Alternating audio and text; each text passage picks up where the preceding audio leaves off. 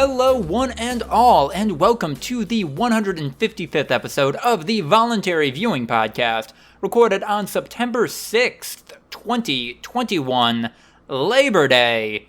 We're using our day off of doing labor to do a different kind of labor, a labor of love, and bring this podcast to all of you fine folks.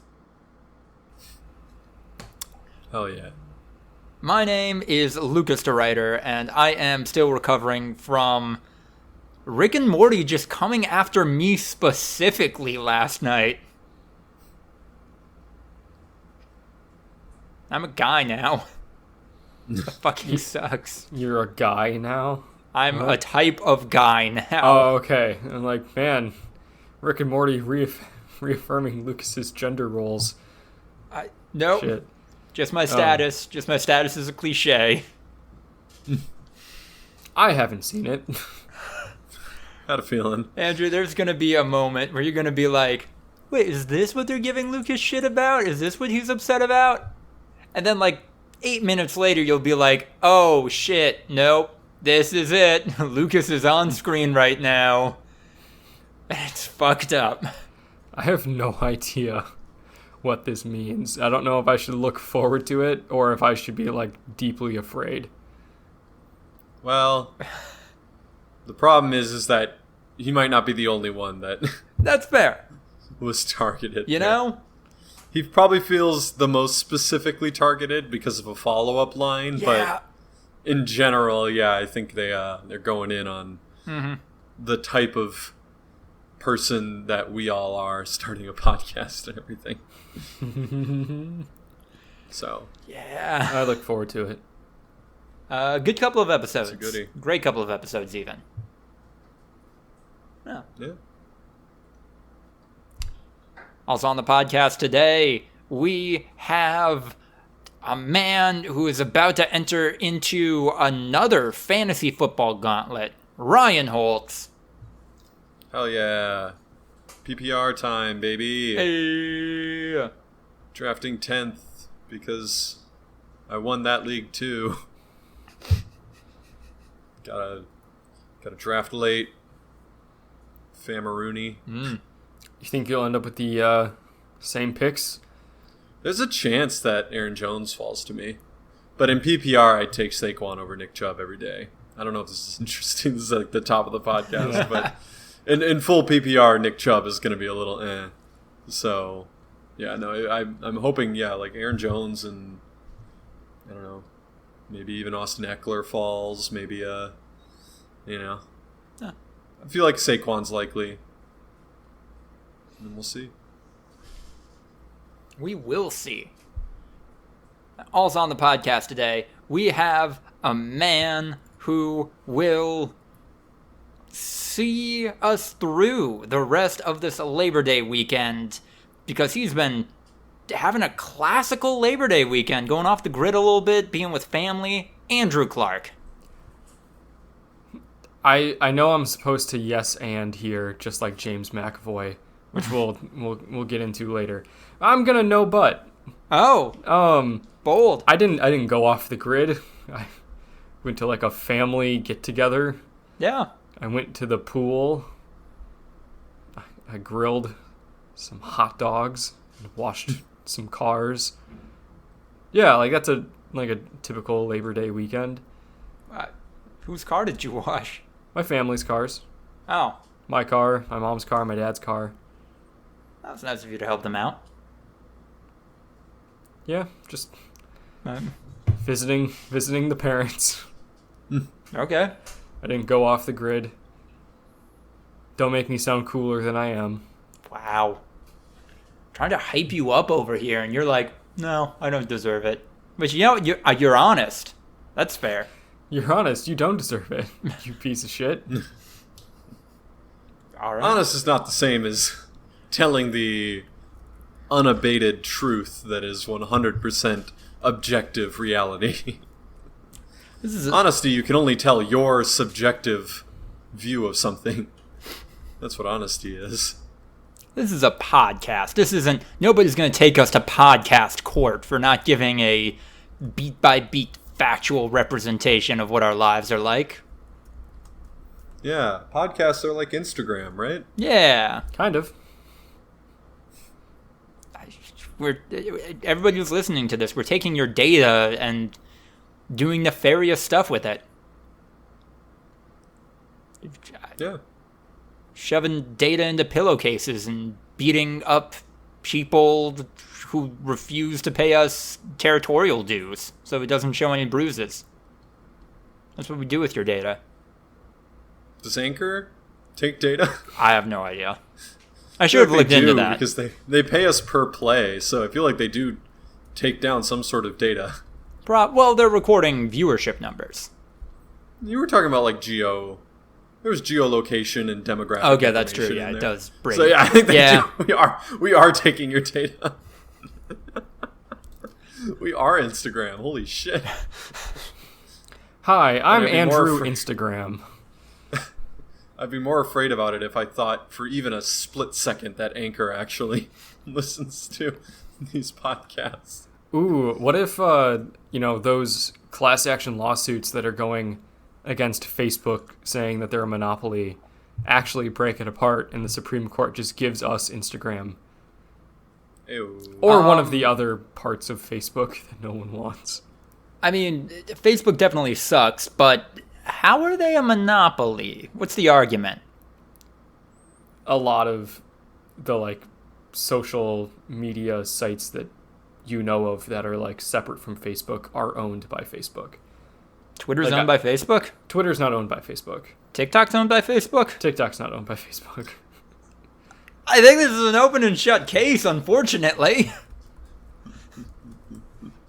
I don't know if it's specifically for monopolizing. Well, I think it's more just how much of an impact their data mining has in introducing certain legislation such as taxing based on data collection. Like you're not allowed to just collect infinite data. You pay a tax based on how much data you want to collect, and you can balance that however you want, sort of thing. But so here, a monopoly is not just a monopoly is not that you own all of the things. It's that you own enough of the things to limit competition. Right. And so I don't want to get too much into it, but Disney's obviously a monopoly. It's so fucking obvious, and they've been so strategic when they acquire new things to legally overstep lawsuits that will come in saying that they're a monopoly because they'll purposefully shed part of that company to say look, we're not taking all of it, just part of it. We don't technically own the... Go ahead. Facebook bought Instagram and WhatsApp in 2012 and 2014 because those things were going to threaten them at some point. So they bought them so that they could never be a competitor. And that's where these lawsuits are coming from. Okay. Yeah. But that's just capitalism. Yeah. It's what you do, fam. You buy out the baby birds. Lucas, you're going to work for a tech company that was their whole angle, right? They just wanted to get bought out, and they were like, we don't even want to be a company, man. We just want to get purchased by someone. Yeah, I had that thought on my run this morning where the idea of I'm going to start a business and then that's what I'm going to do with my life. Run a business, become an established member of the community, and enjoy that because I'm passionate about it. That's kind of a dying model. That's not why people are going to business school anymore. What feels like increasingly, it's I'm going to start a company. It's going to get big enough that I can sell it off to a multi-billion-dollar conglomerate and then fuck off with that moderate amount of money. That was never the actual business model.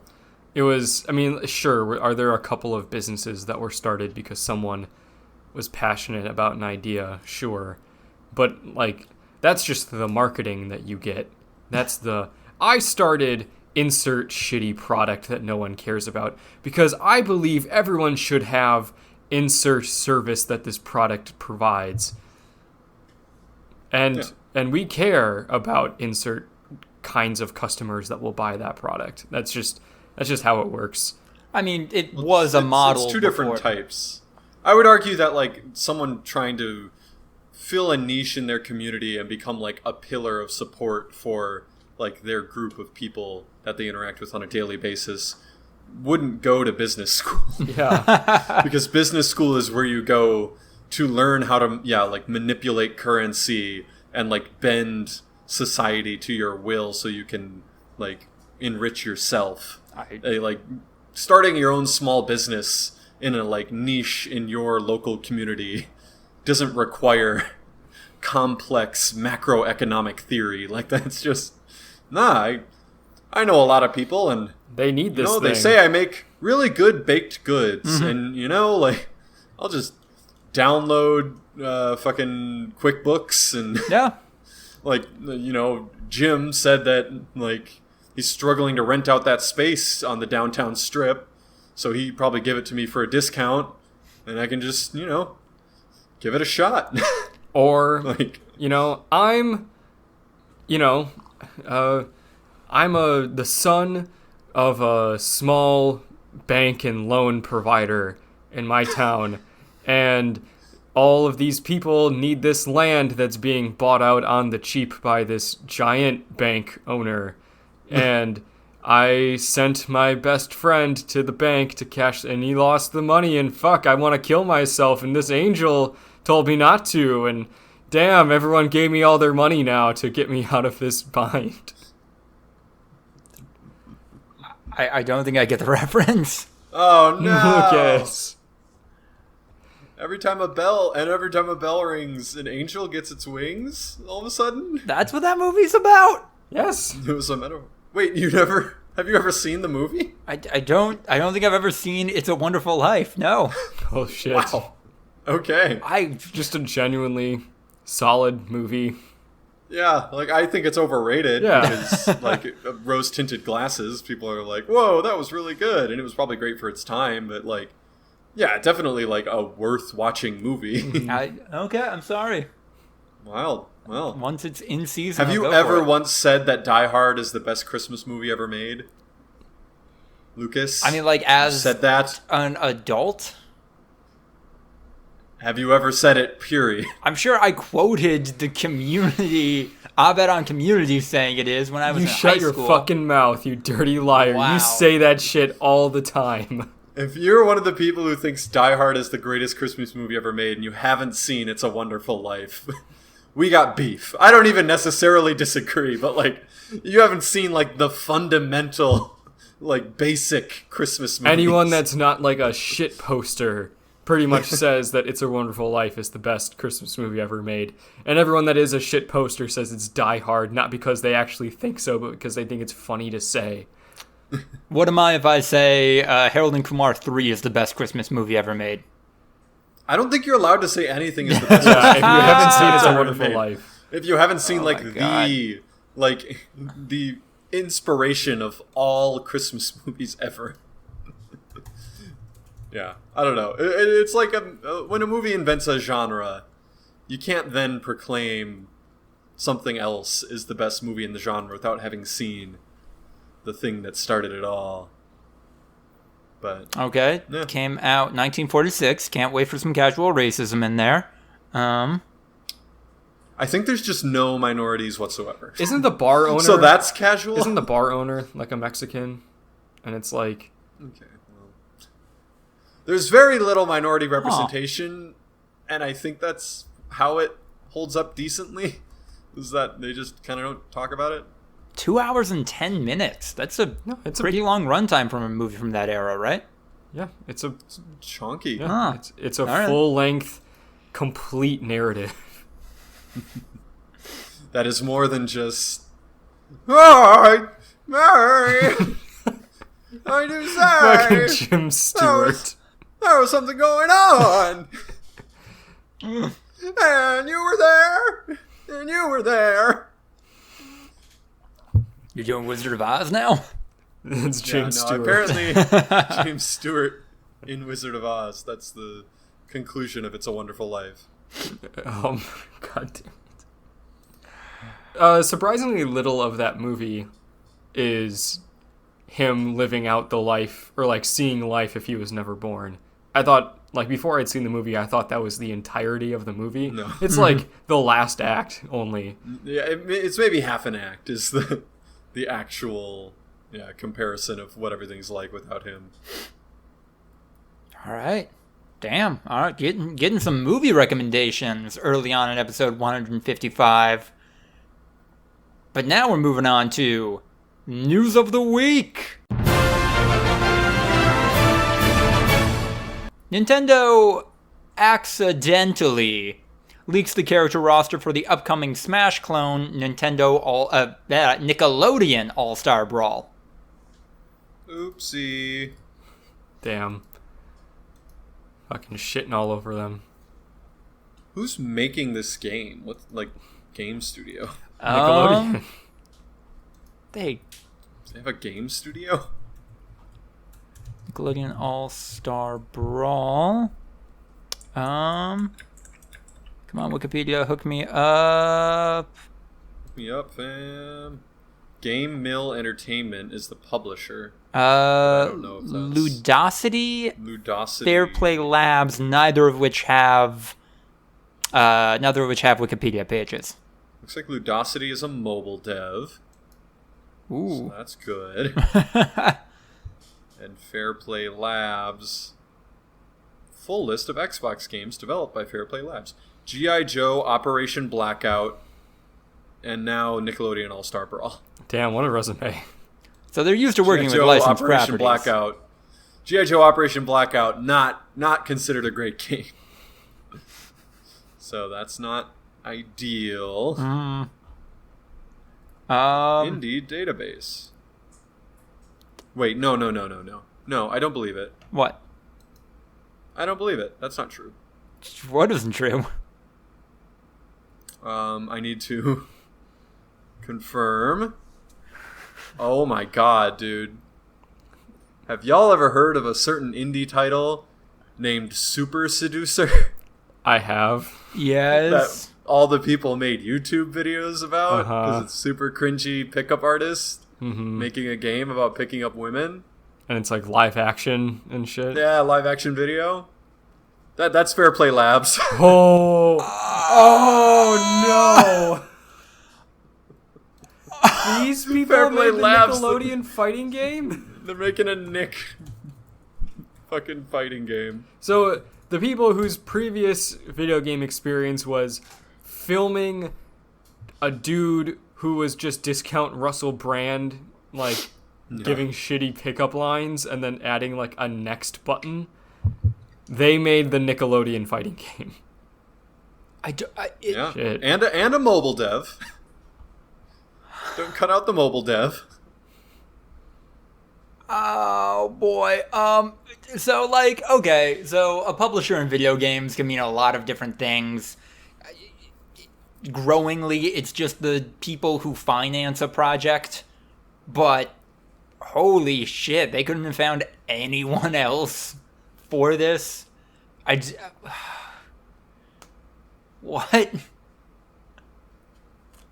Yeah, man. I want that game now, though. I want that game where it's like you trying to date Nickelodeon characters. Who would be your waifu? I don't.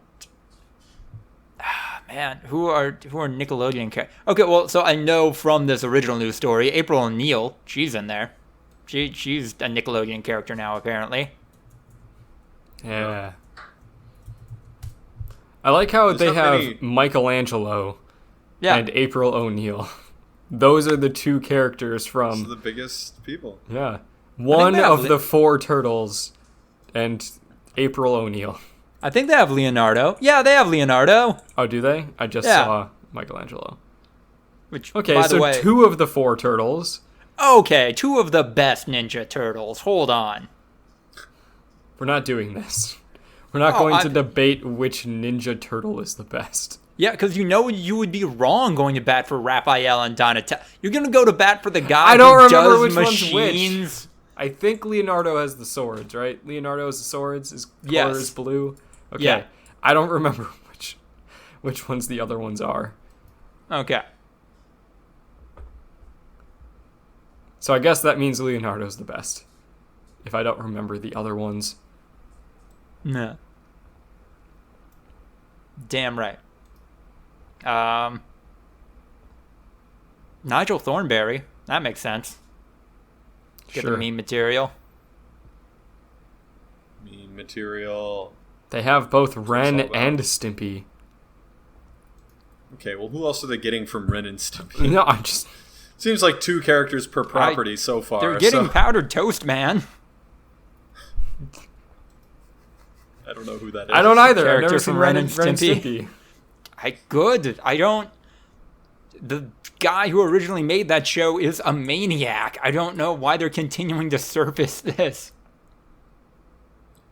Is Ren and Stimpy at all related to, fuck, what's that other wild-ass Nickelodeon show? A Cow and Chicken? Oh, That's God. Cartoon Network, and no. Okay. No, it is Fucking not. hated Cow and Chicken. Yeah, I hated most of the Cartoon Network shit. Ed, Edd and Eddy made me want to literally die. It was awful. Really? Ed and Eddy fucking Yes. blew. I literally could not stand Ed, Edd and Eddy. Okay. That was like your favorite thing? Someone hates suburban hijinks. Oh, all right. Suburban hijinks. I hated the... What about- First of all, the animation style was nightmare fuel. What And second of all, like, they're all dumb. Even the smart one, even Double D or whatever, is dumb. What about the bit where Double D is just casually great at the slide guitar? Like, what do you have against that? Yeah, you're right. That is my problem with the show, is that Double D was great with the slide guitar. Wow. I do hate that individual instance. Their faces got big. They'd scream. They would shout nonsense and run into shit. It just was not funny ever at any point. I think the Okay. one episode that really sticks with me from Ed, Edd and Eddy is the Jawbreaker episode. That's every episode. Yeah, every episode's the Jawbreaker episode. There was one where they're getting like the biggest Jawbreakers. They have to like steal the biggest Jawbreakers, and boy, it's fucking bad, man. I don't know. I'm going to remember this. I'm tying a little knot in my memory that's never going to be undone. And when I find out what one of your guys' favorite cartoons as a kid was, I'm just going to shit all over that. We're not shitting. SpongeBob. We're not shitting over them because Wow. they were your favorite shows. Yeah, no, I didn't know you liked Ed, Edd and Yeah. Eddy. I said my thing. You didn't say your thing, and then I went, that show sucks. And it is fine. That's why you're defending you it just so went to bat vehemently, because hardcore it's- for them. Because it's okay. Fantastic opening theme song. Iconic. I like the meme where it's Ed singing what's the song by the Outfielders? Josie. Oh, Your Love. When it's Ed singing the song Your Love by the Outfielders. I dig that. Isn't one of them definitely developmentally disabled, and they make a lot of jokes at his expense because of that? Mm-hmm. Like, Listen, not Can everything we from talk the, about this? the late early aughts, late 90s is aged well. I'm not it's going like to defend the that. core joke, you could argue. Oh, Is yeah, that, there's like- never been a joke in a kid's TV show where a character is just dumb. That's not Patrick Starr's whole character. By the way, did you come up with SpongeBob as your favorite cartoon by yourself? I don't think anybody's ever picked that one before. Good for you, Lucas man. likes Ed, Edd and Eddy a lot. I can tell. I just didn't plan on being so attacked this weekend, you know? First Rick and Morty, now you guys. I'm sorry, I'm circling the wagons a little bit. I recognize a what I'm thing doing that you is an thought issue. was a thing that you thought was okay was not liked by 2 other people. Therefore, it is a personal affront. Time to go on the offensive and start checks notes attacking the most beloved children's show of all time. Okay.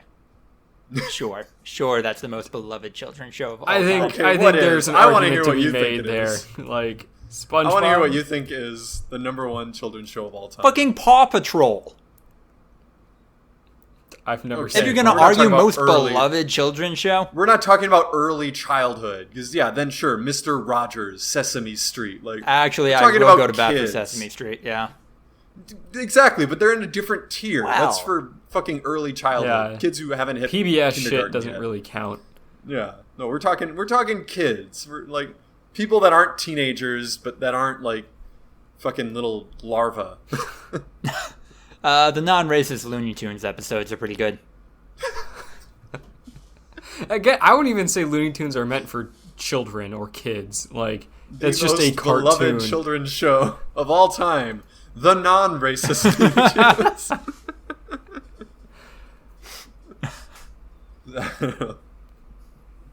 Where's the lie? I don't know, man. Strong argument for. I don't think I disagree with someone who says it's not SpongeBob, but like, you gotta admit it's there. It's there, man. You literally just said how like popular it is and how everyone loves it like seconds ago, and now you're gonna say, nah, that's not number one. Oh yeah, it's up there. Gotta pick a lane. It's a popular pick. I'll give you that one. Beloved. That's what beloved is. It's measuring popularity. Yeah. Like, Yeah, oh well. it's up there. I don't have a ton to say on this one. Just like a shout out is the thing that's happening. Paradox Interactive, the Swedish makers of the game Crusader Kings 3, was accused of offensive treatment being a systemic and far too common problem by a union organization. I hate that my first reaction to this was, oh cool, not just a problem in America. It's everywhere. We're just fucked everywhere. Isn't there like a Nazi development company in Turkey? Who made the Skyrim like medieval game? Oh, recently? I know the one you're talking about, where it's like, Kingdom Come Deliverance. yeah, Wasn't that company a Nazi company? Or some wild shit? I mean, that very Eastern European dude clearly obsessed with like very like detailed traditional historical shit. The kind of guy that would at a party out of nowhere say, man, Western culture really is under attack, don't you think? So that is Warhorse Studios that we're calling out. And that's actually a Czech game development company based in Prague. Close enough. Hungary, Czech. You Czech said Republic. Turkey, I think. Turkey. See, I don't even remember the company I'm calling out. But then, yes, these are the developers who were like, yeah, we're not going to have any black people in it because we don't think that's historically accurate. We haven't done any research, but we feel that way. Also, our game has magic potions that heals you when you drink them. Wasn't there other shit too? Maybe that was it. And yeah, like I just called them a Nazi company, but I mean, I thought that like, oh, and then the founder was outed as literally having a blog where he talked about white supremacy or some shit. I don't know. I feel Maybe not. that Maybe there sounds was no familiar. part two, and I'm just blending a lot of problematic game developers. I tried playing Crusader Kings 2. Mm-hmm. That game is literally impenetrable. Like, Real? Okay. I do not know how you like get into the first layer of that game, because people talk about like how fun it is, and it sounds fun when they're talking about what they're doing. They're like, oh yeah, you know, like you marry off your cousin to this faraway kingdom, and then you like steal their land because he's your vassal, and then you plot to murder his heir so that you can replace him with your own heir, and like just do wild shit. Mm-hmm. Sounds fun. But then like you open it up and they're like, this is your influence menu. On your influence menu, you can see the various favorability of your rating between your various vassals and heads of state. Don't spread your influence too thin or it will be an insta loss for you. Like, here are your ongoing plots. This is, it's just like, Jesus Christ, this is, how the fuck do you see the forest through these trees, man? There's a lot of individual trees to keep track of.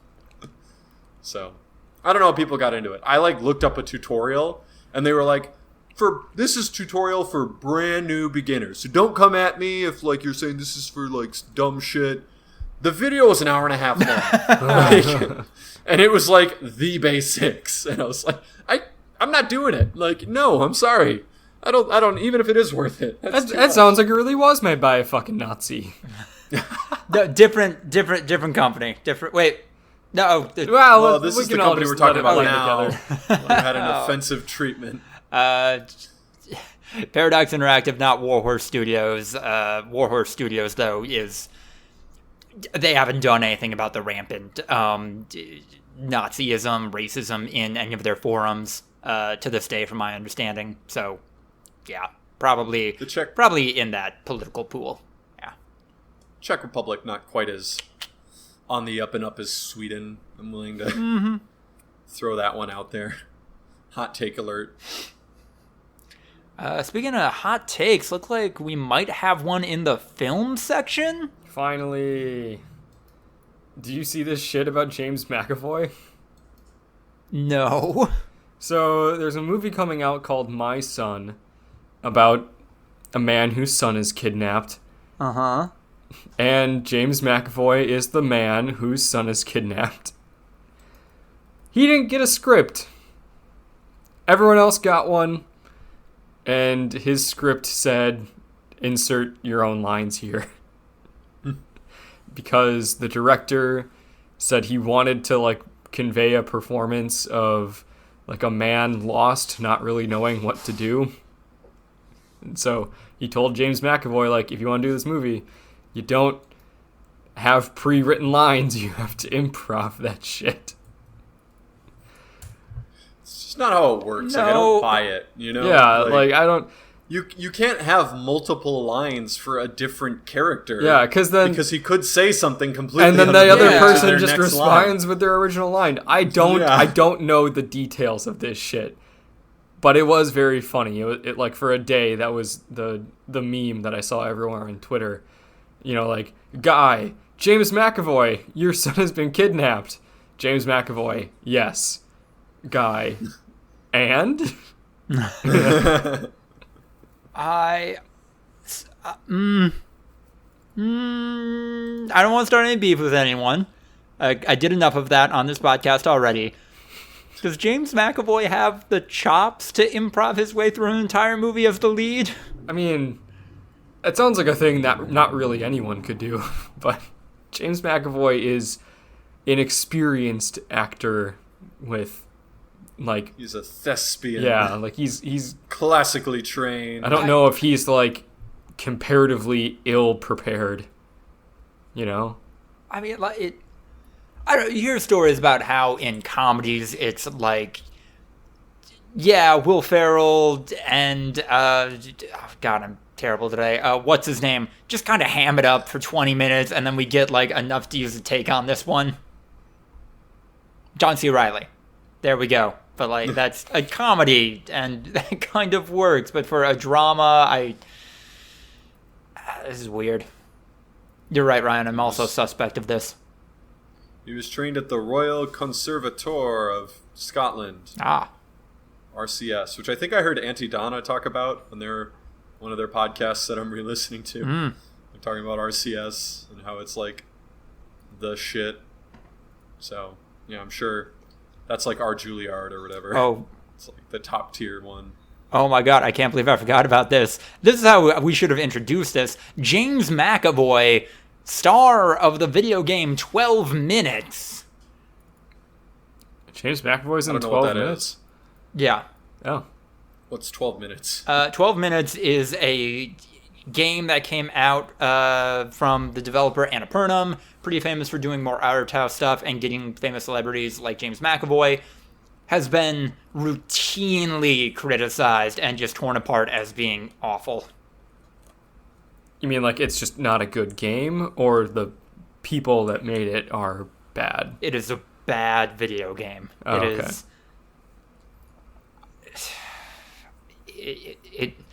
It's a time loop game, and then the central twist is that this guy, James McAvoy, is actually married to his sister. And that he just forgot that he was married to his sister. And that's what he uncovers over the course of the game. So it's Mr. Robot meets fucking Memento? I don't know. Is there a character married to their sister in either of those things? Not married, but I mean, I don't know if you guys are ever going to watch it. It is fucking unbelievable television, but there's an arc where Rami Malek's character is got the hots for this cool programming girl, and then she turns out to be his sister. Oh. And she's like, holy fuck, dude, you forgot again? Like, and that introduces you to the concept of the main character being an unreliable narrator. So. Now imagine that, but played entirely seriously. They played it entirely seriously, Mr. Robot. Oh, okay. It was literally like, no, this is... You can no longer trust the main character. He literally has, like, narration in the show, Mr. Robot. Yeah. Like, so when he's telling us stuff, we might not be getting what's actually going on, basically. The main character forgot who his sister was and tried to, like, hook up with her. So, yeah. That sounds very interesting, but definitely doesn't seem like it's going to be the weirdest thing we talk about on the podcast today, considering what we have next. This could also go in the meme corner, but because it got hella memed throughout the week.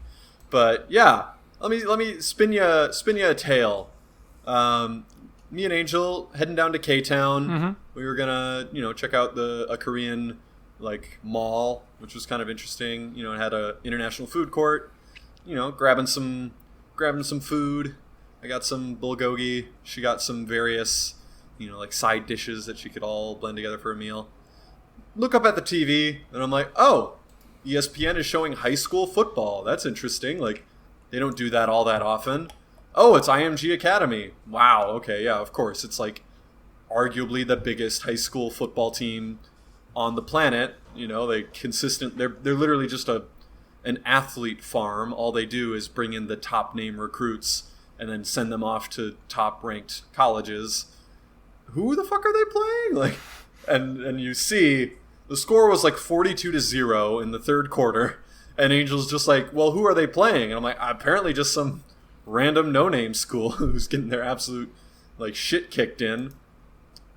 Turns out that absolute no-name school was Bishop Sycamore, and the initials BS are very relevant here because they're just not a real school. Like, ESPN televised a football game between the most prestigious high school football team, potentially of all time, and a school made up of like ex-JUCO players who are mostly over the age of 18.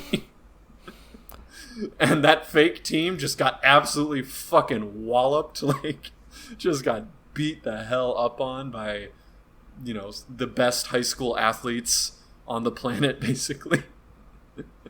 And, yeah, I don't know. It was just wild. And then, so the story came out. People were like, wait.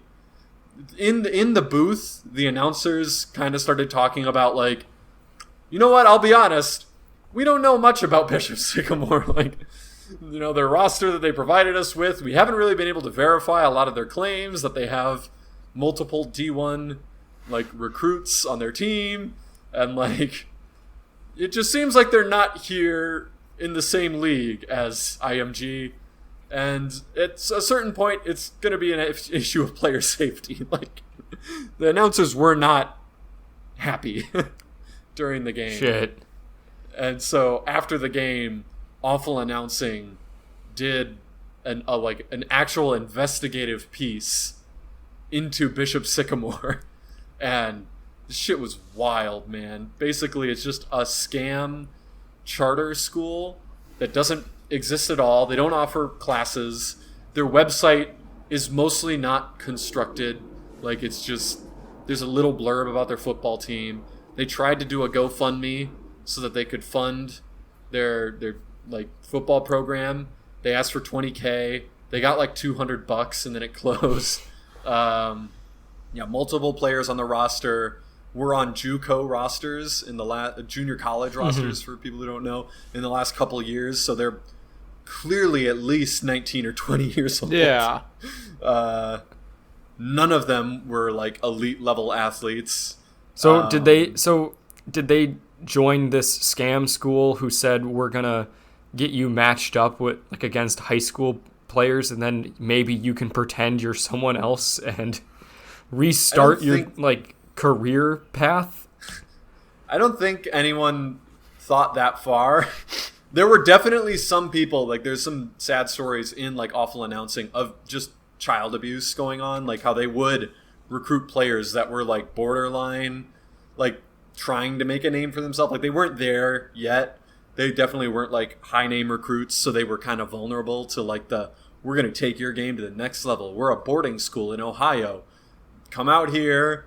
We're going to get you into like some big name colleges. Just look at and then they'd have like a fancy pamphlet, and it was all just lies. And then the kids would end up living in like hotel rooms, like, and just crammed together, not getting any education, like no classes whatsoever. And then they'd pad out the team and the roster with completely ineligible high school players. The one claim that they could verify is that they do have the toughest schedule in high school football this season, because they've booked like 8 big name, like college football, like just high school prep. Yeah. Where all they do basically is just get athletes ready to go play college sports. Like they are playing a lot of those teams. So when you're a yeah. private like boarding school, kind of like, I don't know if IMG is a boarding school, but I know it's like a IMG is too. Okay, so like when you're a school like that, you don't have like a conference where you play local teams. You just travel on what are basically like fight night tickets.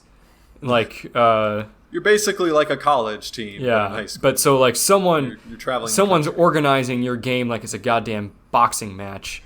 And and then so that's how this game got televised, because someone scheduled it like a concert of Bishop Sycamore versus IMG.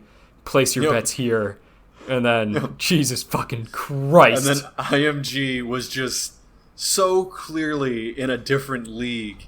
Like it would be like taking a random high school and putting them up against basically a college football team. Like next year, most of IMG's starters are going to be playing for major D1 programs. Like, every single one of them is going to be playing college football at some level.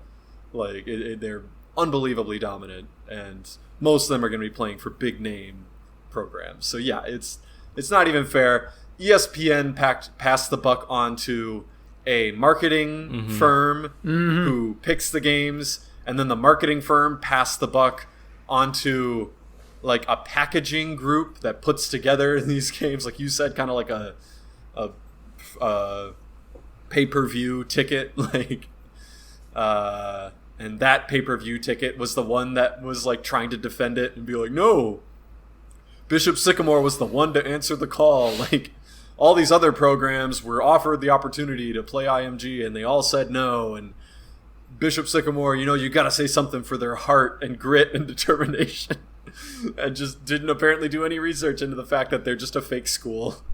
And you could easily see that by just going to the school's address, which was just a house somewhere, or going to their website, which was mostly like not even a thing, or trying to look into a single player on their roster and being like, oh, their huddle says that they're class of 2017. How are they playing high school football in the year 2021? Like, that type of shit. This would be hilarious if this were a stunt, but if these weren't kids, it'd be funnier. But yeah, at least like, I almost forgot about one of the more intriguing details. Bishop Sycamore played a game on Friday night. And the weird thing about this game was that it was a Sunday afternoon. Fuck. Bishop Sycamore had a roster of 35 players, which is pretty thin for a football team already. They had multiple people playing on offense and defense. Played a game Friday night, and then turned around less than 48 hours later and played one of the most dominant high school programs in the country. So yeah, the player safety issue was the Bishop Sycamore players, even though they might have had an age advantage. The quarterback did get injured at one point, the starting quarterback, who was confirmed to be one of the players that did play less than 48 hours earlier, which just, as a football player, that's fucking insane. we couldn't do contact practice until Tuesday when we played Friday night. Like you just need a break. Like on Monday we would do walkthroughs and stuff because your body just needs to fucking recover, man. So to be playing another game in less than 48 hours is just fucked. I never thought we would get an anime tube style scam in the high school football bubble, but here we are. Anything can be scammed. That's the thing that we need to take away from this and every other weird Patreon scam shit, is that literally every single thing can be a lie. It's fucked. Totally fucked. Yeah.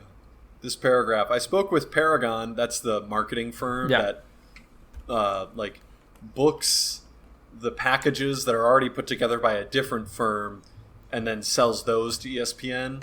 I spoke with Paragon president Rashid Ghazi last night. Ghazi said that they would have canceled the game had they known that the same kids played earlier in the weekend, and they had held out hope that Bishop Sycamore perhaps fielded 2 teams with a split squad approach. Doesn't that feel like you could clarify that with ask someone, a phone call? Like, did you field 2 teams? I see there's only 35 players on your roster.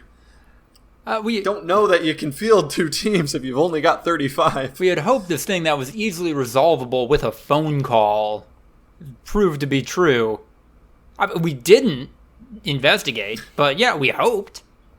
It's kind of like that Rolling Stone story about ivermectin overdoses and gunshot victims that was completely fucking made up, and they could have verified it extremely easily and didn't. Yeah. So yeah, Bishop Sycamore has the 4th toughest schedule according to Max Preps in the entire country. They have multiple games scheduled against various national powerhouse programs, which I'm assuming at this point have pulled out. This was about a week ago. Yeah. But who's the governing body for this stuff? Who's like, you're not real, you're violating... There kind of isn't one. They participate in a Texas Christian school conference, even though they're in Ohio, which isn't that weird. Apparently there's like a couple schools from like Kentucky and Tennessee that are in the Texas League. But yeah, like private schools get fucking weird, you know. Yeah. Like they can kind of do what they want. There is no overarching body. Usually it's a state athletic board. Like in Wisconsin, it's the WIAA that kind of like regulates it. But because you're getting into like this top flight where they're not really the same, you know. They don't go on to win state titles and stuff. They're really just the biggest schools with the best players who recruit nationally. Like they go to people's homes in Washington State and recruit for them to come play in Florida. Like, you know, there has to be somebody who can say that. So this isn't a real school. These kids aren't getting an education. Not even these adult men enrolled in your high school aren't getting an education. This is fake. There are some real kids. That's the actual story. Your 16-year-old son is sharing a hotel room with 10 25-year-old men. There are definitely some real kids that get caught up in the whole scam of Bishop Sycamore, which does make it a lot more tragic than like just a bunch of weird like post-college age kids deciding to scam ESPN. Which is definitely a lot more fun. The coach had an arrest warrant out. Damn. And then unrelated? Coached the game. No, not unrelated. Related to various frauds that he had pulled out. Bishop Sycamore used to have a different name. And then they changed their name because they were getting sued for fraud and shit. It's not how that works. That's not... Change it to Bishop Sycamore, which once again has a BS abbreviation. That's where I thought this was going when you opened with that. Like, oh, this is a wacky gag that people could have figured out if they were just paying attention. No, this is... They could have figured out if anyone was paying attention. That is, the tragedy seems very easy to avoid this situation, but people generally don't. Fuck. What can you do? This is so wild. There isn't a pivot off of it. So I'm just going to say that's mind-boggling, all of that. And I hope we keep this energy going as we take a quick break and head into the breakouts.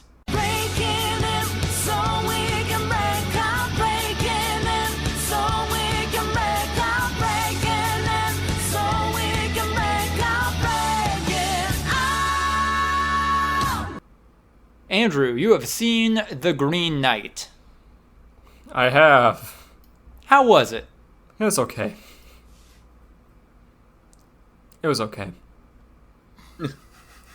I think it did perfectly what it accomplished to do. It just wasn't all that interesting. I mean, I saw it less than 24 hours after seeing The Suicide Squad, which... We'll get there. We'll get there. But, like, one of the things that happened in that movie was when, like, a different... Not even an act. I don't, like... Almost like a chapter break. Something visually would appear on screen that would then say, like, what the next thing was. Like, the escape of Harley Quinn, or, whatever the fuck it said. The Green Knight did the exact same thing. Huh. But it was just, there was no transitions between scenes. It was, this thing happened with Sir Gawain, or Gawain, or Garwin, depending on who in the story is saying his name, and they never acknowledge it, that everyone says his name differently. Dev Patel does his shit, and then the screen cuts to black, and then it says... The lord and the lady in the manor, and then this other, little confusing and wacky storyline plays out, and it cuts to black, and then it says, the Green Chapel on the hill, and then that section plays out, and so it was kind of jarring, and it was a visually captivating movie, but not nearly as stylized as I thought it would be. I thought it was going to look a lot cooler than it did. It looked good. Like, they did a good job of, making everything look pretty. But it didn't look nearly as cool and weird as I thought it would. It wasn't the world's scariest lighthouse. No, it was okay. Definitely not. A24 failed me. I was going to say, it's so surprising to me that you have such a muted reaction to this movie where, and maybe this is just the internet stoking sides, but...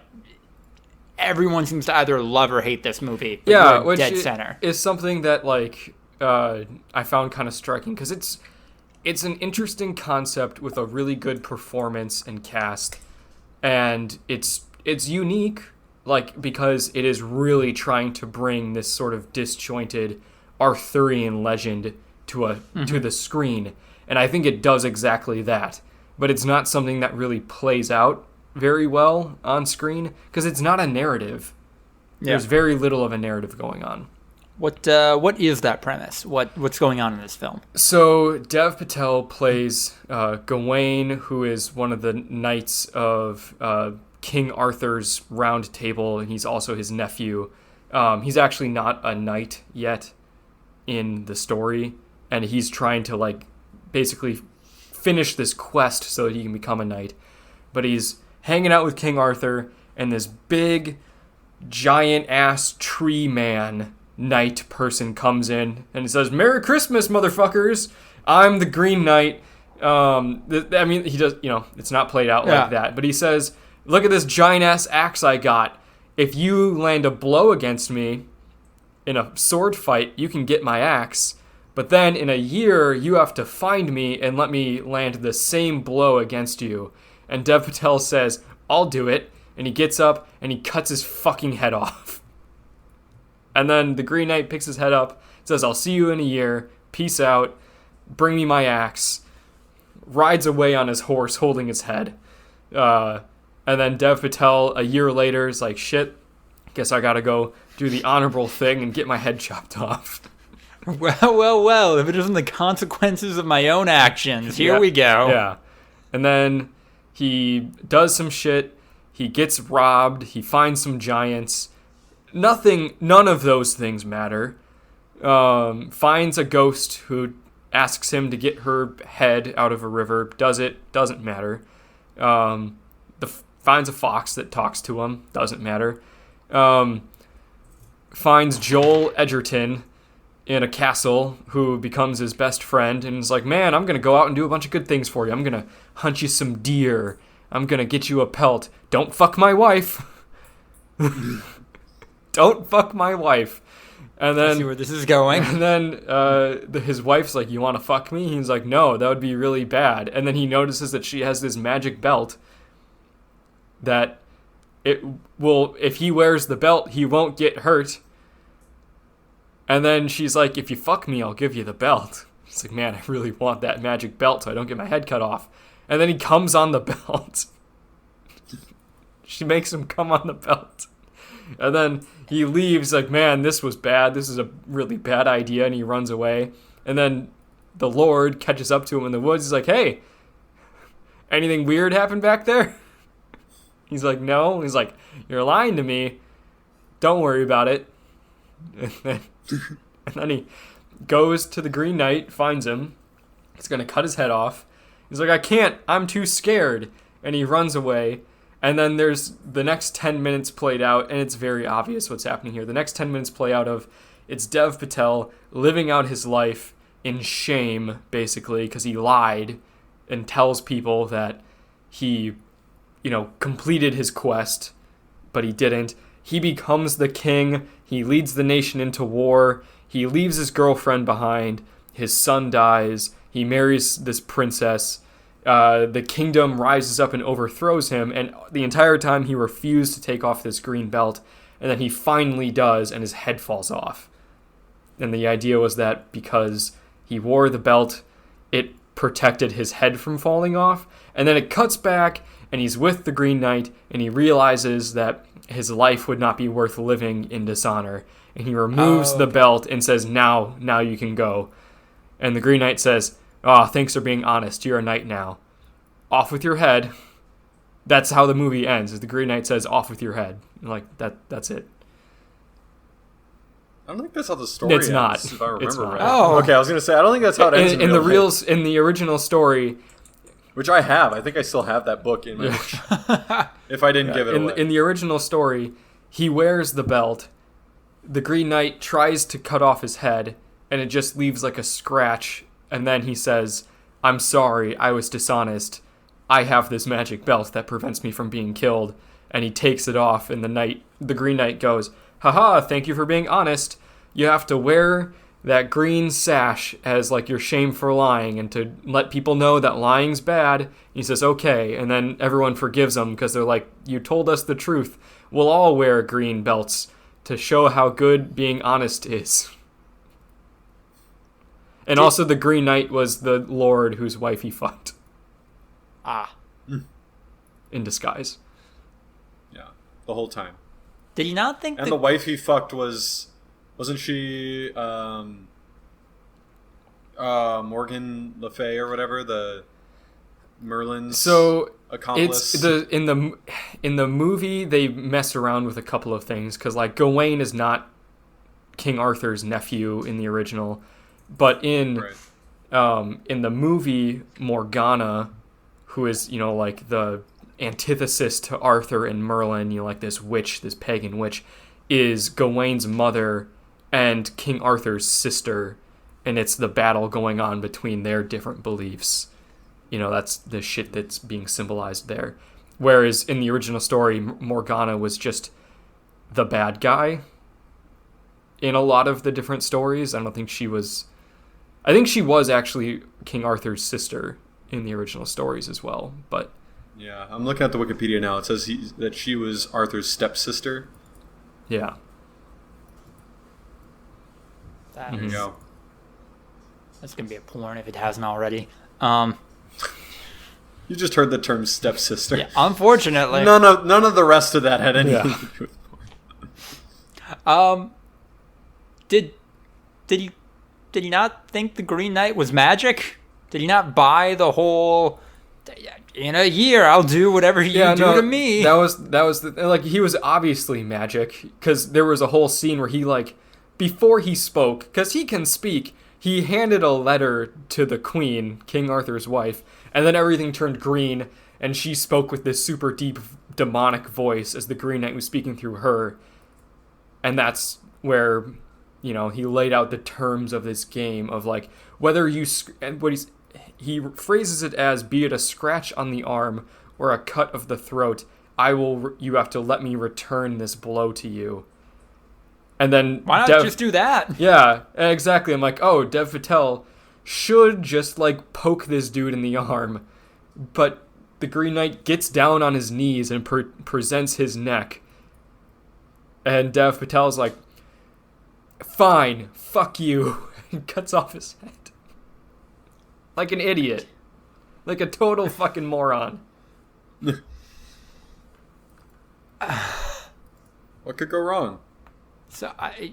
Some weird Yahoo answer. Yeah. Help, I cut off a magical knight's head and he survived, and now in a year I'm gonna have to go find him so he can cut off my head? What do I do?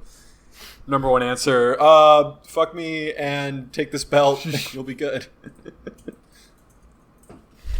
Is there a cum stain on the belt for the rest of the movie after he finishes on it? There was not a cum stain on the movie, but they did graphically show, like, his hands come up holding the belt and they're covered in cum. It was really not okay. That is nightmarish. Fuck, okay. That does sound like a frustrating movie. Yeah. And what do I find there? My keys covered in my cum. Your magic belt. Said, why would you put those there? Your magic belt covered in cum. My cum. You know I've been having a problem with this. Why would you do that?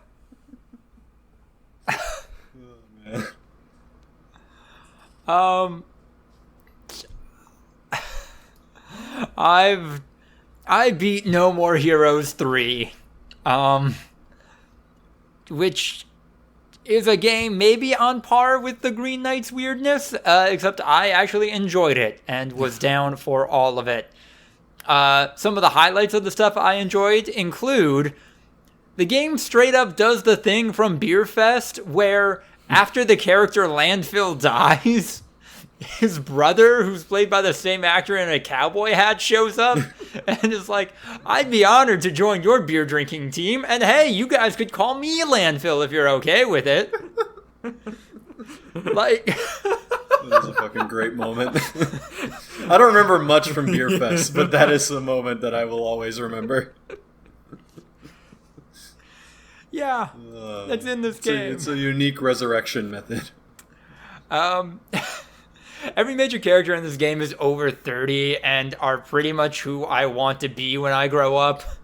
They're just hanging out in, I think, a converted long-stay hotel that they all just live in together and, like, make bad movie podcasts and chain drink beer, and they're That's really who you want to be when you grow up? My fucking God, dude. I mean, you know what? When you grow up, you're 26. You have a podcast and multiple blogs. Yeah, shit. Yeah, you are fucking grown up. We are all grown up. Ryan is the youngest of us, fairly significantly. He's grown up. He's a goddamn adult.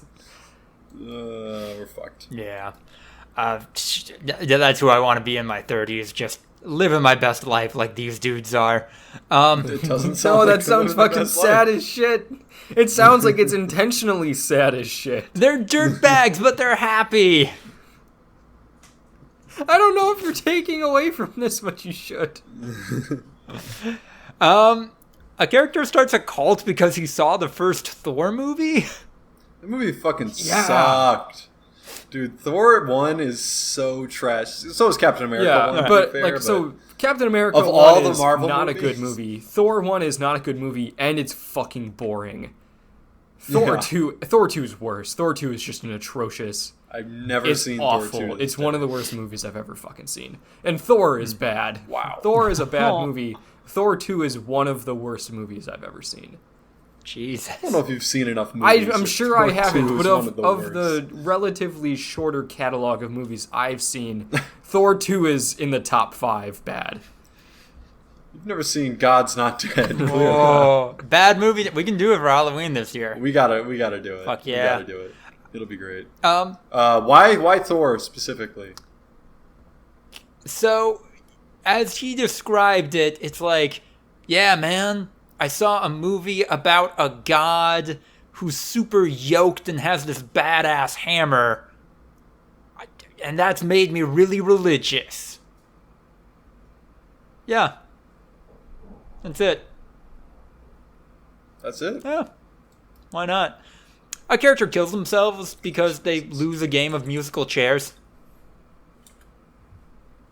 Out. Well, Done. I mean, was that promised? Like, whoever loses commits suicide? Nope. No setup. Really mad. No Green Knight-esque setup. No. They were just upset. They're very upset. They were the best musical chairs player in the galaxy, and then they lost. It's hard. Damn. There's an area called Neo Brazil, and I can't tell if it's a mostly empty space as a commentary on how fascism's rise in Brazil is going to erode both the country's culture and resources, or if that's just a cool name and this game was made on a very limited budget. I like not knowing, I think. One of the only coherent messages in this game is that corporations suck, which I know that's not really controversial to say anymore, but also, like, we have people worshiping billionaires, so I'm fine with that being the prominent theme. This is also the least A Little Something for Everyone game I have ever played, and know that you, Ryan, would hate it specifically. I've seen the screen caps. Yes, I can almost guarantee I would not enjoy this game. It decanonizes the ending of a previous game, like, immediately and without explanation. And then also, I'm not going to spoil what the final fight of the game is, because it came out a week ago. Oh, okay. Okay. Yeah. I'm like, I thought you meant for us specifically. Yeah. It turns into a video game that Ryan is on the record as hating. Death Stranding? Yeah, I can only think of, like, one. All right. It's not Death Stranding, but yeah, no, not for you, Ryan. Does it turn into Crusader Kings too? Yeah. Nope. And I didn't hate Crusader Kings 2. I just thought it was, like, literally, I don't know how you start playing that game. What's a game I'm on the record as hating, other than, Death Stranding? But I haven't played it, so even that, like, Yeah. does it really count? Last of Us 2? I didn't hate that. It does not turn into The Last of Us 2. I don't know how. I don't know how that game turns into Last of Us. Just say it. Just say the And then all of a sudden, the main character is a teenage lesbian whose father figure gets brutally murdered, even though he was everyone's favorite character from the first game. Anyway, what? It turns into a Super Smash Bros. Fight with no prompting. Spoilers. Yeah, not a fan. No. I do kind of like watching some people play it, though. It fucking galaxy brain on some of that stuff. Smash YouTubers can be kind of fun. Right. So. Yeah. This is one of the greatest games ever made. This is certainly going to be in my top 10. I literally will put it on the list. Yeah. Guaranteed. Because it's fucking an actual original game with no strings whatsoever. I've decided not to At a buy full the release. director's cut of Ghost of Tsushima, by the way, and I'll just play the game and be Damn. content with having like 2 games on my list. I'm gonna be content with having 0, man. What about Overcooked All You Can Eat? Because me and Angel are absolutely downloading that tomorrow when it comes out for free as PlayStation Plus. Oh, we're all gonna play Alien Team Firestorm, whatever the fuck it's called. No, I thought it was Alien Hunting Oh, Grounds. Predator Hunting Grounds. That game did not. Predator I got Hunting Grounds, those yeah. two games mixed up. And Predator Hunting Grounds no, did I not wanted to come play- out this year, so. Yeah. I wanted to play Predator Hunting Okay. Grounds. That was the one that looked like it could be a fun dick around since it's all free game. Yeah. Hmm. Did not come out this year, so that's not going on the list. Yeah. But Overcooked All You Can Eat, though, which is just Overcooked 1 plus Overcooked 2 remastered. that is a in lot to eat. 4K. Yeah. 120 playable characters. It's not going on the phone. I was going to say, wait, yeah, like, hold on. It's just two old No. games. In 4K. But yeah, no, I absolutely adore this small, stylish, kind of shitty game. It's great. It is just. It is the good version of what Andrew said before, where this sets out to do exactly what this accomplishes exactly what it sets out to do. And I love it. Ryan, what have you checked out?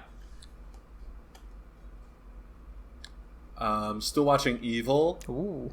which is a fun show about Catholic investigators deciding whether or not phenomenon is like religious or has like a explanation in the real world, and likes to toe the line basically the entire series between like, is this shit all real or is this just a weird thing going on?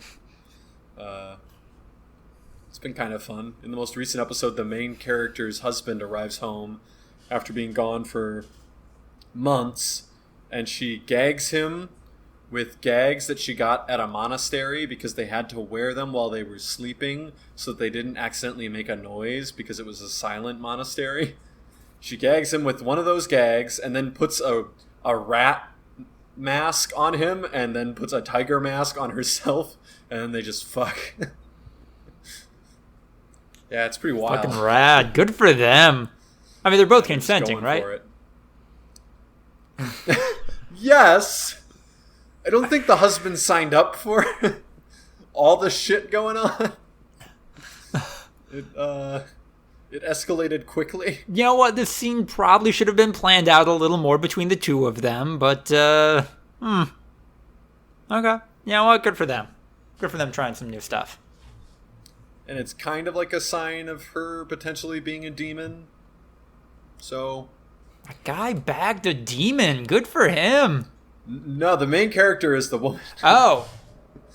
Yeah. Everyone knows. No, the main character of the entire series may or may not just like be possessed by a demon this season. BDSM sex Oh, is a not- sign of okay. being possessed by Satan. The S stands for Satan. Ah. Yeah. So, just your standard drama. Watch Quiet Place Part 2 and 1.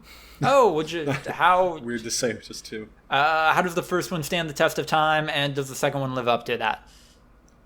Yeah, I think they're both solid Okay. movies. I didn't think they were like blew me away. I did not see them in theaters, so I think that would have probably added a little bit extra. It was one of those movies where I really think that's probably the ideal watching experience. But first one was definitely like a solid movie, and the second one delivered on the premise of the first. Rad. It was pretty chill. Glad that premise didn't wear thin for you. Yeah. So they're tight fucking movies, man. They are an hour and a half on the fucking Ooh, dot. love it. And you are moving. There is very little of that like horror movie bullshit where they let you have a breath, and you're just like, oh, okay, they're safe for now, and they all just kind of go, whoa, that shit was crazy before it really kicks off. Pretty much, once you get about half an hour in and the premise is set, it's just go time. Like it's the rest of the movie is solid. I guess by design, they can't really meander with dialogue, huh?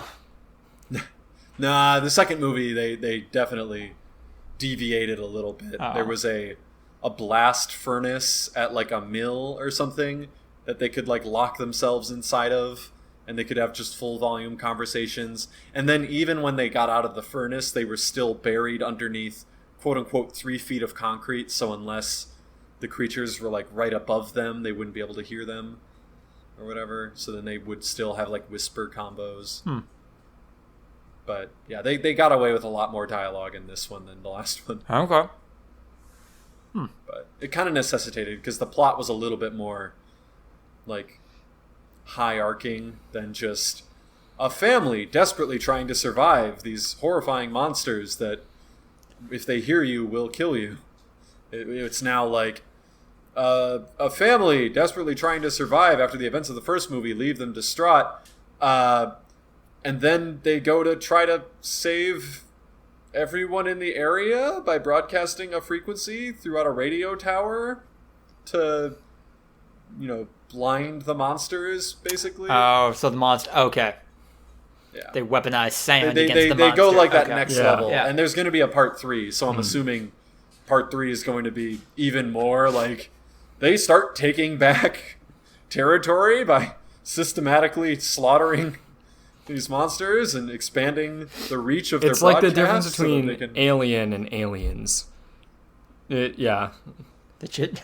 Except for the stakes aren't really higher. They don't like have now more monsters. And in the preview paragraph or whatever, the synopsis paragraph that they give you, it said like, and they quickly discover that there's more to fear than just those sound creatures, and like implying that there's like people that are really bad that are going to kill them. The bad people were on screen for like literally 2 minutes, and they were dealt with pretty quickly. So yeah, no, still primarily the big thing they got to worry about is these indestructible monsters that at the slightest sound will come and murder. The real monsters are people. No, I'm sorry. Have you seen the weird sound spider things? Those are the real monsters, you stupid son of a bitch. I can't. Those things that took down the U.S. military somehow, and I'm still blurry on how they fucking did that. Like, I just don't know what they would do against a literal, like, M1 Abrams tank. Like, yeah, they're really strong, but, like, are they gonna kill the things inside there? I don't know. I know realistically in the third movie it's going to be some weird screeching sound effect that kills the monsters. I want to imagine It's not that... the third movie. That's the first two. Oh. Their weakness is hearing aids.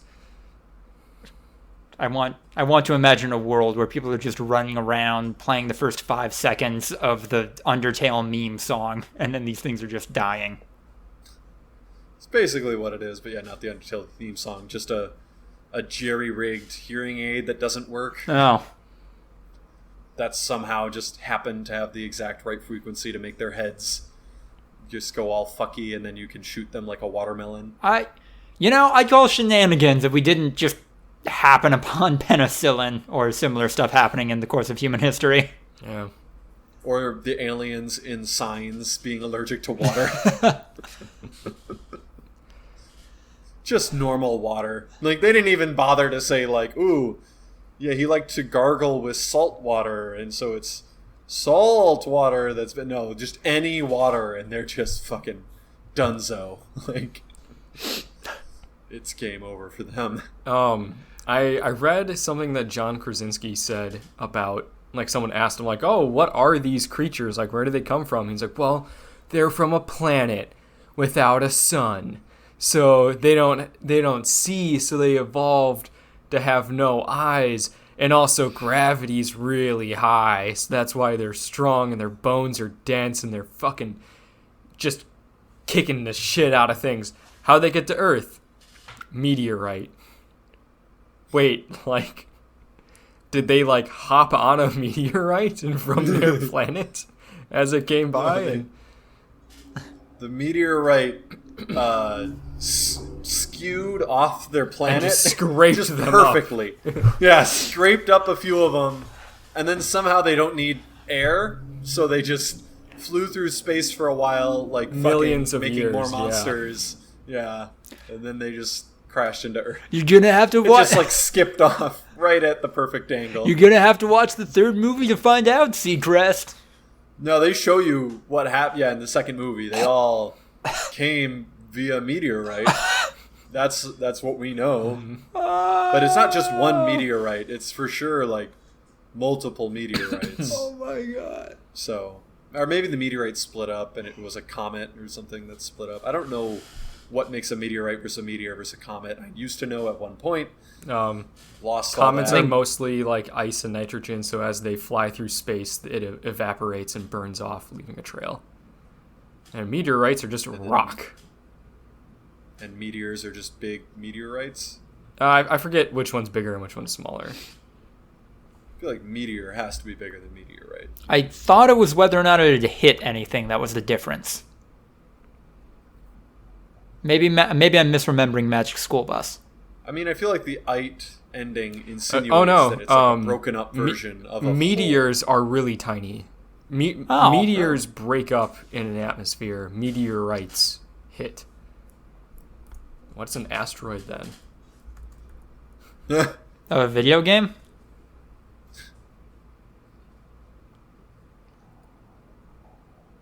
Oh, an asteroid is something that's like orbiting something. Orbiting the Yeah. sun. Well, I thought that was a satellite. Yeah, whatever. The asteroids. Well, I mean, like an asteroid is basically a meteor that is not flying through space. It's on a path. It spins around. it is flying. I mean, space. okay, whatever. And we're on a path to talking about the Suicide Squad in the group chat. Hell yeah! Andrew, what'd you think of it? I thought it was pretty good. Yeah. The more I think about the movie, the more I like it. I think watching the movie, it was so absolutely traumatizing with the level of violence and gore that was being displayed that it kind of like took me out of it a little bit. Mm-hmm. I remember before we watched it, Jade saw a trailer for some movie, I don't remember, and she said, I think there's a trend in movies right now where there's just a lot of senseless violence for the sake of violence because they don't know how to make a good movie, so they just put in a bunch of fight scenes and violence to like make that the entire concept. And then we watched The Suicide Squad, and she was like, that was good, but holy fuck. Yeah. I'm desensitized completely, apparently. Right. I literally didn't even notice. I thought I was completely desensitized. I've seen, other shit in movies and video games that didn't affect me very much. This affected me. I've had you have similar takes before on this podcast where me and Lucas are like, oh, was that a thing? And you're just like, dude, that was fucked. I don't think you're quite desensitized. Okay, maybe I'm just a little bitch baby. Maybe if I see a man Probably die at my healthy. feet, I'll feel something. Yeah. Probably a healthy human being, I'd argue, I mean, in comparison. I mean, there is a criticism to be made of this movie despite its genuinely positive message. Boy, do a lot of what are implied to be Central or Latin American people die in it. But, yeah. Mm-hmm. I enjoyed it. A good movie. South American, actually. South American. They're an island nation off the coast of South America. That's right. Can we talk about the fucking revolutionary? Yeah, that was fucking brutal. And I knew as soon as it started, like, you as the audience know, these people are not the military. I didn't know right Oh, away. really? For me, it got me. Maybe the dude taking a bath was when I was 100% like, wait. There's just the woman washing the dishes while singing. And That was Peacemaker just later, shoots her yeah. with a fucking dart. Kills her. There's just an injured man on a table, and Peacemaker just Stabs as he walks along. Stab.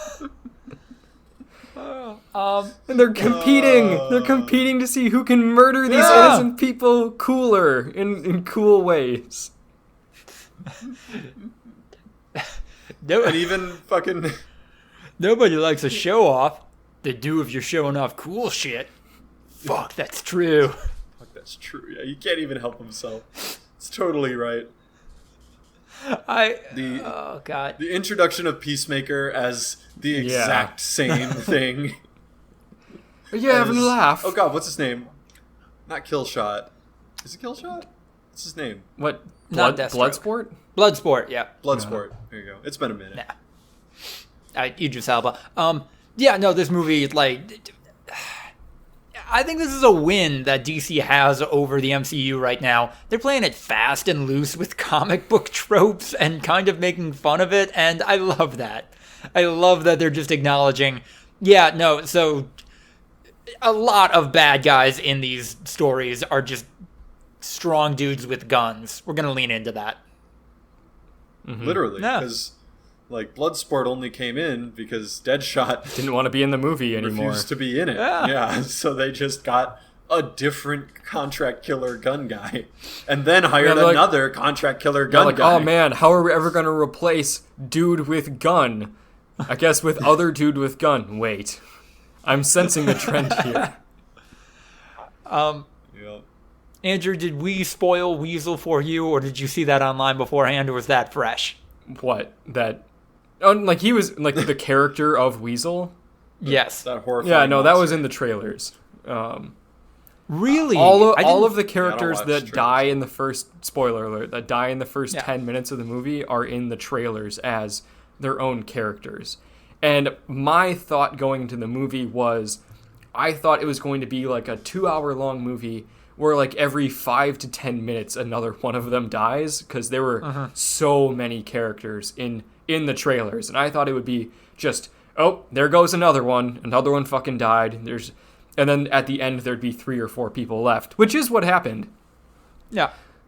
But it's just most of them died immediately. They front on average, probably one every 5 minutes, but if you're looking at if you look at the heat of the map frequency of of them character dying, deaths, it's all the first 2 It minutes. is dark red in the first 10 minutes, and then a couple sprinkled throughout. Right. Bringing in, what's his name? Is it Michael Rooker? Yeah, Michael Rooker. Right? Bringing him in as the grizzled, I don't give a fuck, knock 10 years off my sentence. That's the whole point. Yeah, the fucking grizzled-ass badass dude.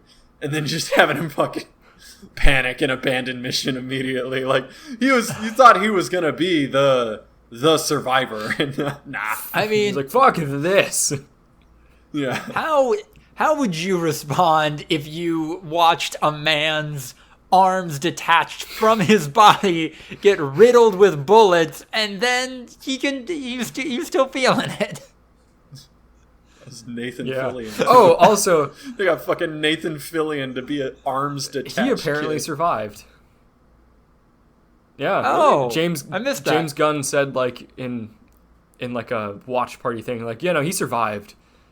His thing was not, Reddit out. And then they're like, why did he survive? Maybe there's a TV show with Peacemaker coming out. And there is a TV show with Peacemaker. Yeah. His implication there was that TDK might be in it. Good for Nathan Fillion getting more work. Yeah. My favorite was Flula fucking Borg. Yeah. I was just they're just YouTubers are now in this. This is wild. I guess I know he's been in movies and stuff, but and he's playing a not insignificant role in the plot, giving Harley Quinn the fucking javelin. The Boomerang guy dying in that kind of surprised me. Yeah, Captain Boomerang. Because he was the only other one besides Harley Quinn to return from the last movie. Not that he was a real character with any sort of depth, but like any character in the last movie. Yeah. No, you gotta you gotta establish stakes, getting the mainstay out. One way to do it. I mean, and Rick Flag though. Rick Flag was in but the he was movie. definitely a different character in this movie. He was just not the same guy. Different character, but definitely the same canon. Yeah, he's the soldier dude. Squad. Who's in charge of the Suicide Squad, but there wasn't Katana there to protect him. So that's why Peacemaker was able to kill him, because Katana couldn't cut Peacemaker in half with a sword and then trap his soul.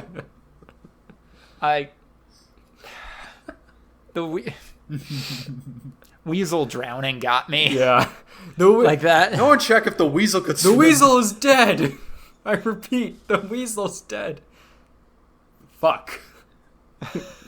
Off to a bad start. Yeah.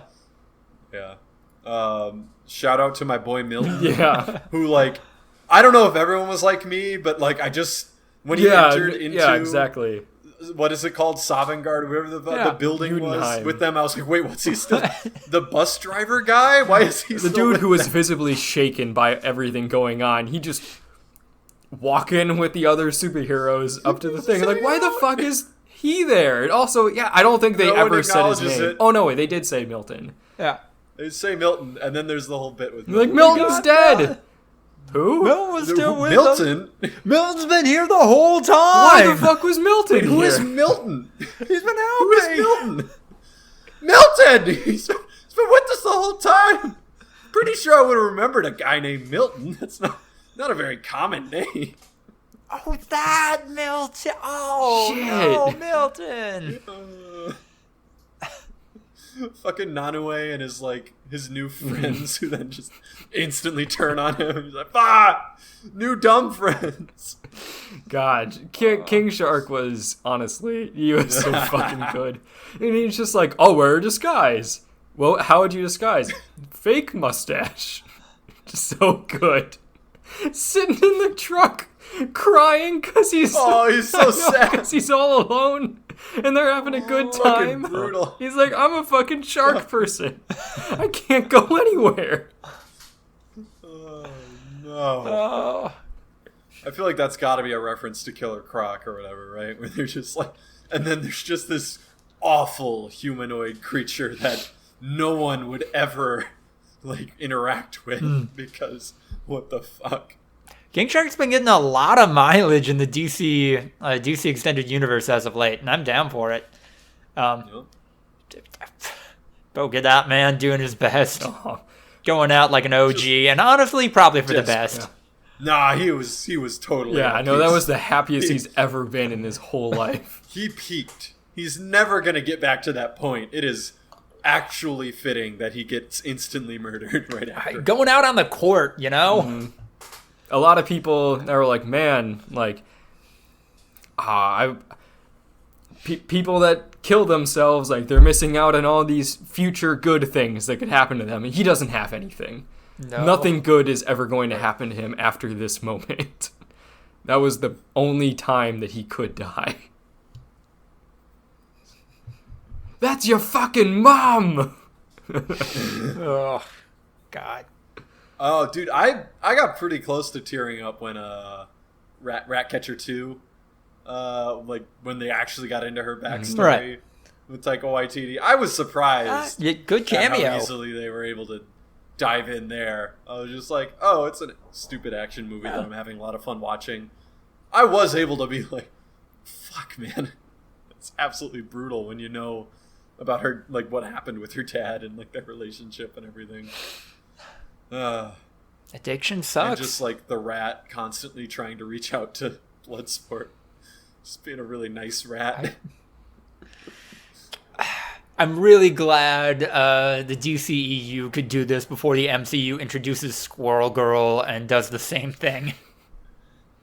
I mean, how easily they twisted it into, the Bloodsport versus Peacemaker thing. Mm-hmm. Because, Bloodsport was explaining... Because, once again, they have the same backstory. It's just, what they took away from it. Bloodsport is an internally tortured, admittedly bad person. Peacemaker thinks he's the shit. Yeah. Peacemaker's Bloodsport's my father would lock me in a cage with rats hungry for 24 hours and let me fend for myself. Fucking Peacemaker's yeah, it's my dad too. It's pretty much what you do. That's how you. Sounds like you shouldn't have become fucked up, stronger. dude. I don't know. Maybe I'm just built different or something. Exactly. It's a great highlighting of the difference between their two characters. Yeah. How they are exactly the same, but kind of fundamentally opposed. Bloodsport got raised by an abusive father who taught him to end the lives of human beings, and it made him lose his humanity and hate himself. Peacemaker got raised by an abusive father that taught him to end the lives of human beings, and he's like, I want this to go on forever. This is my favorite thing. I represent the conservative ideal. I literally just want to preserve the status quo, no matter how many people I have to murder. Fuck. That's pretty gold. Yeah, Andrew, was that your first movie back at theaters? Yeah, that was The Suicide Squad was the first movie I saw in like 18 months in theaters. Solid. It's a pretty solid comeback. It's a theatrical experience for sure, even though you guys were the only people in the theater. Apparently. Yeah. Which is the ultimate Yeah, way no, to watch a we movie in COVID like times. so. I went to a movie theater for the first time in 18 months, and then remembered immediately how expensive movie tickets are.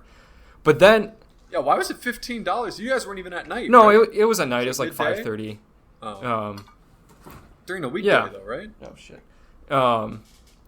$15 in Yeah, Madison. but then when I Yeah. saw the Green Knight the next day, it was $10 for a matinee because it was before 5 o'clock or whatever. But if you think about it, like Jade and I rented out a movie theater to see the Suicide Squad, $30. Not that bad. Yeah, not bad. Yeah. Could do worse. Yeah. Fucking Starros. Yeah, that Best got me a line. little bit, and it shouldn't Yeah. have. He was definitely a fucking Yeah. victim, Yeah. right? Like, in a better way than most, like, bad guy, oh, they're actually on the right side thing. Just like, nah, he's a malevolent force, but, like, is just genuinely a victim. in all Yeah, of this. I was Like, happy floating, staring at the stars. Almost made me cry. Yeah. I've- That was fucked up. He was totally at peace, didn't want to kill anyone, and then was forced into like all these awful experiments for decades. And then he got his fucking eyeballs and brain eaten by a fleet of hundreds of thousands of rats. Horrifying. I finally figured out what the javelin's for. Who was your favorite Polka Dot Man's mom? Nanawe. Crossover hybrid. I was gonna say Still King Shark. somehow like got her face onto a shark person. The minute that they cut to the wider group, I was just searching. I was like, "Where's Nanawe?" I want to see that one. Yeah. No, there was good ones. Oh, Harley Quinn's escape. That was cool. Yeah. She's a badass. They gave her an actual like purpose and legitimacy. I don't know if you guys have seen Birds of Prey, but it much closer to that characterization than anything to come prior in the series, and I appreciate that.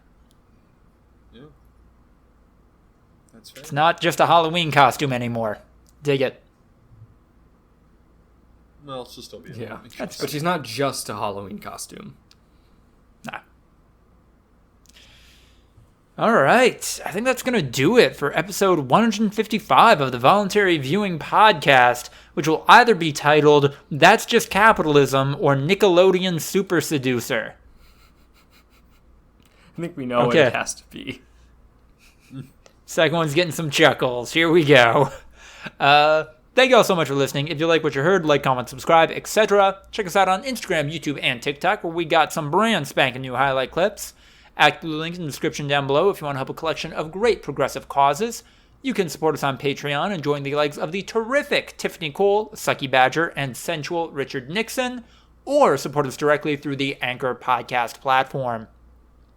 Email your questions and business opportunities, voluntaryviewing@gmail.com. Follow us on Twitter @V2_podcast for updates, and follow me @LucasTheWriter on Twitter to keep up with all of my writing. Here we go. The fall is starting. Good luck. Good luck entering into the new season.